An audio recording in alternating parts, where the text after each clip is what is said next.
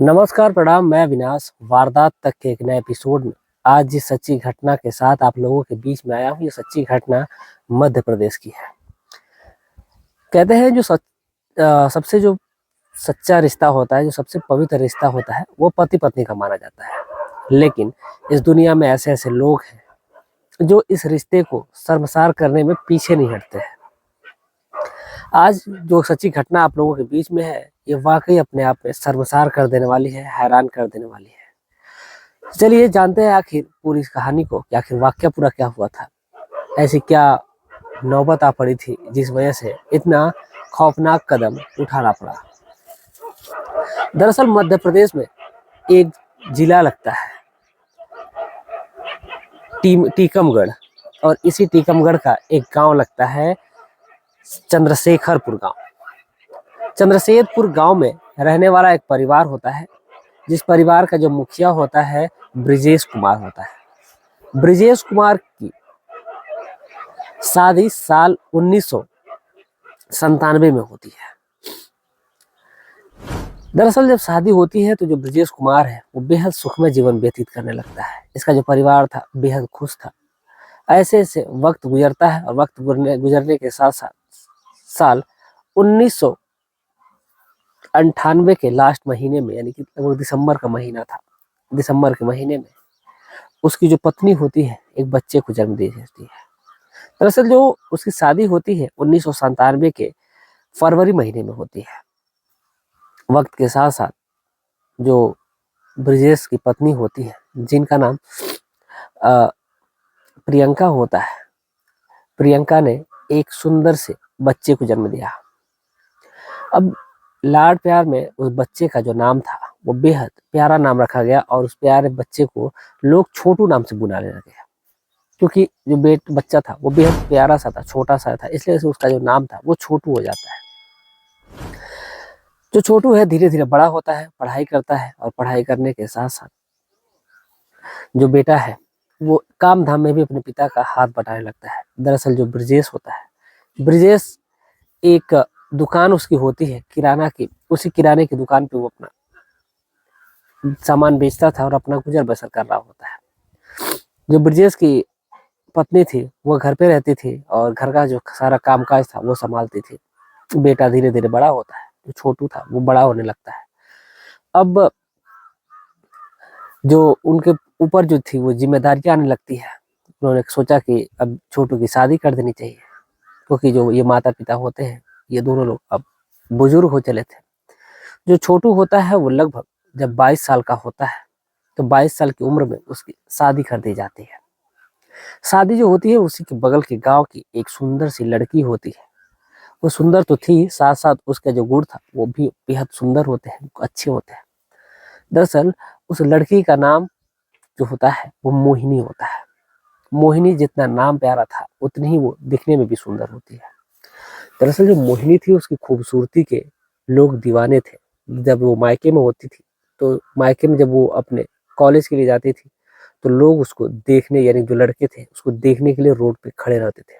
College जाती थी तो कॉलेज में भी लाइनें लगी रहती थी। लेकिन जो मोहिनी थी इतनी अच्छी थी, माफी चाहते हैं मुझे थोड़ा जुकाम हुआ है तो आवाज में थोड़ी भारीपन होगा। जो मोहिनी थी, लेकिन वो इतनी स्वभाव की अच्छी थी कि उसको इन सब चीजों से मतलब ही नहीं था। वो दूर दूर तक इसका कोई इरादा ही ऐसा नहीं था। वो किसी के प्यार के जो चंगुल होता है उसमें पड़ती ही नहीं है। वक्त के साथ साथ समय से ही उसकी शादी कर दी जाती है। ये जो मोहिनी की शादी होती है वो छोटू से होती है। घर में छोटू की जब पत्नी आती है तो जैसे मानो कि घर जो था वो पूरा भर गया हो, खुशियां भर गई थी उस घर में।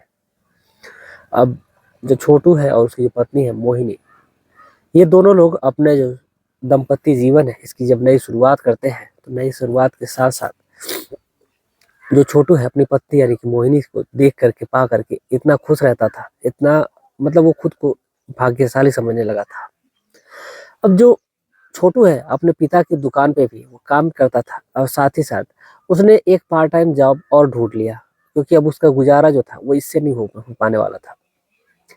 अब जो छोटू है उस चंद्रशेखरपुर गांव से निकल करके बाहर जाता है, और बाहर जा करके दूसरी एक शहर होता है, उसी शहर में वो काम करने लगता है। अब वो एक ऑफिशियल टाइप का काम होता है, तो छोटू सुबह में 9 बजे करीब घर से निकलता है, क्योंकि दूरी भी थी, 10 बजे वहाँ पे एंट्री लगानी थी, तो जाता है और फिर वहाँ पर से फिर शाम को 5 बजे उसकी छुट्टी होती थी, घर आने में 6 बज जाता था, 7 बज जाता था, जब उसके दोस्त मिल जाया करते थे। अब ऐसे ही जो अब भाई ज़ाहिर-सी बात है कि जो लड़का अगर कंपनी में जॉब कर रहा है, तो वहाँ पर लड़कियाँ भी होंगी और लड़कियों के साथ-साथ बातचीत होगी, उठना-बैठना होगा। तो जो छोटू था, ये बेहद स्मार्ट टाइप का लड़का था, बेहद सुंदर था, तो इस पे जो लड़कियाँ थी वो फ़िदा हो जाया करती थी। अब जो छोटू था, वो भी लड़कियों से बातचीत किया करता था। बातचीत करने के दौरान अ, जो छोटू की पत्नी थी, मोहिनी, उसको इस बात से बड़ा जलन होती थी कि उसको ऐसा नहीं करना चाहिए। वो लड़कियों से क्यों बातें करता है। दरअसल मोहिनी का स्वभाव जो था, वो पहले ऐसा नहीं था, लेकिन उसका जो स्वभाव था, वो धीरे-धीरे बदलने लगता है। 2021 आते-आते जो मोहिनी थी, वो एकदम बदल सी जाती है। ऐसा लग रहा था जैसे मानो उसके अंदर कितनी जलन की भावना आ गई हो। अब छोटू इस बात को समझाया करता था कि देखो मैं फैक्ट्री में कंपनी में काम करता हूँ, तो फिर वहाँ पे तमाम लोगों के साथ मेरा उठना-बैठना है, तो ज़ाहिर-सी बात है कि काम के सिलसिले में फ़ोन तो आएँगे ही आएँगे। लेकिन जो मोहिनी थी, इस बात को सुनने के लिए तैयार नहीं होती। मोहिनी का कहना ये था कि आप लड़कों से बात करिए, लड़कियों से क्यों बात करते हैं? लेकिन प्राइवेट सेक्टर में लड़कियों की बड़ी डिमांड होती है। अब इस बात से जो मोहिनी होती है, बेहद नाखुश होने लगती है। अब जो छोटू होता है, मोहिनी को चाहिए था संबंध बनाना, लेकिन जो छोटू था वो संबंध बनाता नहीं था ज़्यादा, क्योंकि वो कंपनी से थक-हार करके आता था, तो वो खाना खा कर के जल्दी ही सो जाता था। अब इस बात से कहीं न कहीं जो मोहिनी होती है, उसको संदेह होने लगता है, उसको शक होने लगता है कि इसका जो पति है, कहीं न कहीं इसका दूसरी के साथ अफ़ेयर चल रहा है। हालाँकि ये बात सही भी होती है। दरअसल जो छोटू होता है, छोटू का उसी की कंपनी में एक एम्प्लॉयी होती है जिसका नाम रश्मिका होता है। रश्मिका से उसका अवैध संबंध हो जाता है। रश्मिका के प्रेम प्रसंग में ये फँस जाता है और जो उसको पैसे मिलते थे, उसमें पैसे ज़्यादा लुटाया करता था। वो अब धीरे-धीरे वो आए दिन कंपनी से बाहर ही रहने लगा था। अब इधर जो रश्मिका थी, रश्मिका की एक नई कहानी निकल कर के सामने आती है। रश्मिका को ऐसे लड़के बहुत पसंद होते हैं, जो दिखने में बेहद सुंदर हो, जो उसका खर्चा उठा सके। सबसे बड़ी बात तो ये थी कि उसको खर्चा उठवाना था अपना। रश्मिका एक किराए का फ्लैट ली रहती है और जो छोटू था, वो आए दिन उसके फ्लैट पे जाया करता था और दोनों ये घर से झूठ बोलता था कि इसका जो है वो किसी मीटिंग के लिए वो बाहर जा रहा है। ऐसे झूठ बोल-बोल के तमाम झूठ बोला करता था और बोल करके वो बाहर चला जाता था। दरअसल जो यहाँ पे रश्मिका होती है, रश्मिका को ये नहीं पता था कि जो छोटू है वो पहले से शादीशुदा है। अब एक दिन बातें ही बात में ऐसे बात हो रही थी, तो जो छोटू है वो नहाने चला जाता है, तो जो रश्मिका थी, वो कहती है कि मुझे कुछ पैसे चाहिए। तो जो छोटू होता है वो कहता है कि ठीक है, पर्स में रखे हैं तो पर्स में से निकाल लो। तो जो रश्मिका होती है जैसे ही पर्स खोलती है तो देखती है कि पर्स में उसकी और उसकी पत्नी की जो फ़ोटो लगी है। अब इसको देखने के बाद रश्मिका भड़क सी जाती है। अब उससे कहने लगती है कि ये कौन है? तो वो बताता है कि ये मेरी पत्नी है। तो इसमें जो रश्मिका है वो एकदम से ज़्यादा भी कुछ भड़क जाती है। वो कहती है कि यार तुमने तो मुझे कभी बताया ही नहीं कि वो तुम्हारी पत्नी भी है। तो उसने कहा कि कभी ऐसी नौबत ही नहीं आई, तुमने ऐसा पूछा ही नहीं मुझसे। इस पर जो रश्मिका होती है वो काफ़ी इन दोनों में बहस होती है, मारा-पिटाई भी होती है। अब इस वजह से जो छोटू है और जो रश्मिका है, इन दोनों में दूरियाँ धीरे-धीरे बढ़ने लगती है। लेकिन जो रश्मिका थी, उसको छोटू की कमी खलने लगती है। अब वो छोटू को खोजने लगती है। जब छोटू की ज़रूरतें जब उसकी नहीं पूरा कर रहा था, तो इस वजह से रश्मिका जो थी वो नाराज़ होने लगती है। अब एक दिन जो छोटू होता है, छोटू को रश्मिका फ़ोन करती है और फ़ोन करने के बाद कहती है कि वो उसके बच्चे की माँ बनने वाली है। अब ये बात जब छोटू सुनता है, तो उसके पैरों तले मानो ज़मीन खिसक जाती है। अब इस बात को लेकर के उन दोनों में बहस होती है कि ये कब हुआ? मैंने तो तुम्हारे साथ कई महीनों से संबंध ही नहीं बनाए। इस पर जो रश्मिका होती है वो कहती है चाहे तुम डीएनए टेस्ट करा लो, जो भी है ये बच्चा तुम्हारा ही है। अब इस बात को लेकर कितनी कहा-सुनी होती है कि जो रश्मिका थी वो बहस करने लगती है और उसने कहा कि अगर तुम मेरे साथ शादी नहीं करोगे तो मैं इस बात की पुष्टि कर दूँगी तुम्हारे घर में भी कि तुम्हारी पत्नी जो हूँ वो मैं हूँ। बाकायदा उसके साथ उसने कई नंगी तस्वीरें खिंचाई थी।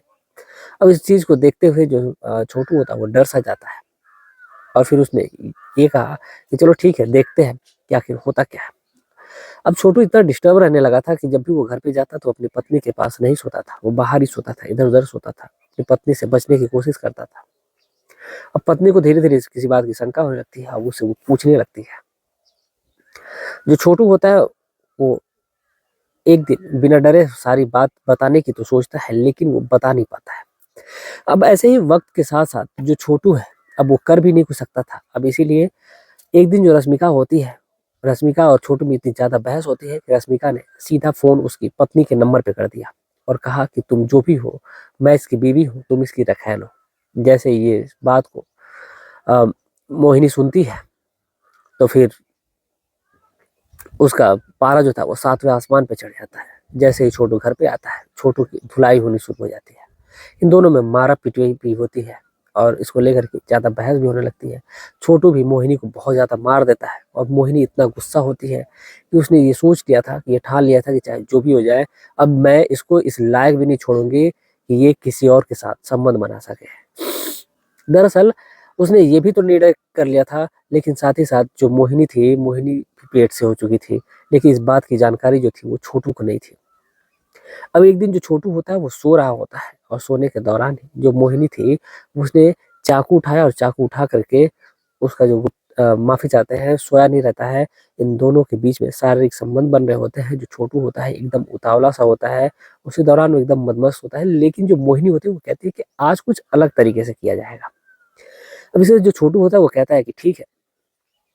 दरअसल छोटू ने उस दिन शराब भी पी रखी थी और छोटू की आंखों पे उसने पट्टी बांध दी, उसका हाथ भी बांध दिया और हाथ बांधने के बाद उसने उसका जो गुप्तांग होता है उसको काट दिया और काट करके उसको छोटे छोटे टुकड़े करती है और छोटे छोटे टुकड़ों करके उसको वहीं पर एक कुकर होता है, कुकर में डाल के छोड़ देती है। उसके बाद छोटू के पास आती है। छोटू जो वहां पे था वो तड़प रहा था, चीख रहा था, चिल्ला रहा था, लेकिन जो मोहिनी होती है उसको थोड़ी भी दया नहीं आती है। उसने इस बस वो यही बात बोल रही थी कि तुम अब किसी लायक नहीं रहे। दरअसल वहां पर तड़पते तड़पते जो छोटू होता है उसकी मौत हो जाती है। वहां पर तो वो मर चुका होता है, लेकिन जो मोहिनी होती है वो रात का वक्त होता है, अब सुबह तक का उसके पास टाइम होता है, और जो मोहिनी होती है कुकर में सीटी लगाती है। जब सीटी लगाती है तो जो उसकी सास और ससुर होते हैं वो सोचते हैं कि आखिर 2 बजे रात को किसको भूख लग गई है, लेकिन वो सोचते हैं कि हो सकता है कि छोटू को भूख लगी होगी, इसी वजह से मोहिनी कुछ बना रही होगी। लेकिन वो तो उसके गुप्तांग को पका रही थी। अब पका करके उसके गुप्तांग को चूहे वहीं पर रखे हुए थे और उन चूहों को खिलाती है। खिला करके फिर वहां से वो सोचती है कि अब वो फरार हो जाएगी, और उसने चोरी से दरवाजा खोला और खोल करके दरवाजा को बाहर से लॉक किया और लॉक करने के दौरान फिर वो वहां से फरार हो जाती है रातों रात। जितने भी पैसे रुपए थे लेकर के वो फरार होती है। अब जैसे ही सुबह होती है, सुबह में जब दरवाजा नहीं खुलता है तो फिर उसकी माँ जो होती है वो दरवाजे के पास आती है तो देखती है कि दरवाजा जो है वो बाहर से लॉक है। जैसे ही बाहर से लॉक दरवाजा है उसको खोलती है तो अंदर का जो दृश्य होता है उसको देखने के बाद उसकी माँ के आंख मुंह से चीखें निकल जाती है। वो चीखने लगती है, चिल्लाने लगती है। तब तक उसका जो पिता होता है ब्रिजेश कुमार, वो दौड़ता हुआ वाप अंदर आता है, देखते पूछता है कि आखिर ये क्या हो गया। तुरंत उनके शोरगुल सुन करके आस पड़ोस के लोग भी इकट्ठा होते हैं और फिर वहां से मोहिनी को खोजा जाता है, लेकिन मोहिनी का पता ही नहीं था, क्योंकि मोहिनी जब घर में रहे तब ना। दरअसल जो मोहिनी थी वहां से फरार हो चुकी थी। अब यहाँ पर जो आस पड़ोस के जो लोग थे उसमें किसी ने थाने में फोन किया, नजदीकी थाने में, और फिर वहां से जब पुलिस आती है तो फिर पुलिस ने बॉडी को पोस्टमार्टम के लिए भेज दिया। पोस्टमार्टम के लिए भेजा, फिर वहां पर जो रिपोर्ट आई वो तो आई ही, क्योंकि वहां पर पता ही था कि उसने अल्कोहल पी रखी थी और अल्कोहल पीने के दौरान उसके साथ ऐसा घिनौना वारदात किया गया था।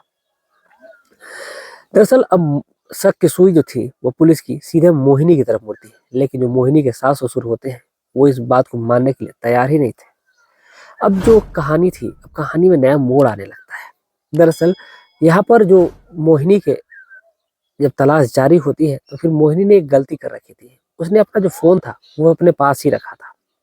पुलिस की जो टीम है उसने टेक्निकल टीम का जब सहारा लिया तो फिर उसकी लोकेशन जब खंगाली जाती है तो उसकी जो लोकेशन है उस शहर से बाहर की आती है। जैसे ही शहर के बाहर की लोकेशन आती है, पुलिस ऑन द स्पॉट जा करके मोहिनी को पकड़ लेती है, और पकड़ लेने के दौरान जो मोहिनी को जब पुलिस पकड़ती है तो फिर उसको अरेस्ट किया जाता है। मोहिनी को जब पुलिस अरेस्ट करती है तो फिर जब मोहिनी थी वो सारी सच्चाई बता देती है कि जो छोटू है, छोटू ने ऐसा ऐसा कांड किया था। इस पर जो पुलिस है उसने तुरंत उस लड़की को, यानी कि जो उसकी कंपनी में जो काम करने वाली लड़की होती है, उसको भी पुलिस अरेस्ट करती है और अरेस्ट करने के बाद उन दोनों को पुलिस जो है वो कस्टडी में डाल देती है। लेकिन जो उसकी प्रेमिका होती है, प्रेमिका को यहाँ पे कोई गलती नहीं होती है, लेकिन वो उसको मेंटली हैरेस कर रही थी, इसी वजह से उसके ऊपर भी केस दर्ज किया जाता है और इन दोनों को जेल की सलाखों के पीछे डाल दिया गया है। यहाँ पर जो अगर किसी का अगर ज़्यादा नुकसान हुआ, नुकसान ज़्यादा क्या थोड़ा क्या होता है, उसने तो पूरी अपनी संतान ही खो दी। जो ब्रिजेश है और उनकी पत्नी है, इन्होंने तो अपना घर का चिराग ही खो दिया। अब उससे भी क्या उम्मीद रखना है जो उसके पेट में बच्चा पल रहा है, क्योंकि उसी ने तो उसके बेटे का कत्ल कर दिया था। दरअसल अभी इसकी सुनवाई जो है वो कोर्ट में चल रही है। इनकी जो सजा है वो कोर्ट तय करेगा कि इनको सजा क्या मिलनी चाहिए। तो ये थी आज की पूरी घटना। आप क्या कहेंगे इस पूरी घटना के बारे में? इस पूरे घटनाक्रम को सुनाने का उद्देश्य किसी की भावनाओं को ठेस पहुंचाना नहीं है, बल्कि आपको जागरूक करना है, आपको सचेत करना है। आप जहां भी रहे स्वस्थ रहे, सुरक्षित रहे। जाते जाते आप अपना कमेंट जरूर लिखिएगा, साथ ही साथ अपनी राय के साथ अपने प्रदेश का नाम भी लिखिएगा। हो सके तो अपना पता एड्रेस चाहे तो पूरा लिख सकते हैं, क्योंकि मैं अपने परिवार के साथ इस वारदात तक परिवार के साथ शेयर करूंगा। वीडियो को लाइक करना ना भूलें, चैनल को सब्सक्राइब करके जाए। चलिए मिलते हैं कल शाम 7:30 बजे एक और सच्ची घटना के साथ। तब तक के लिए जय हिंद, जय भारत।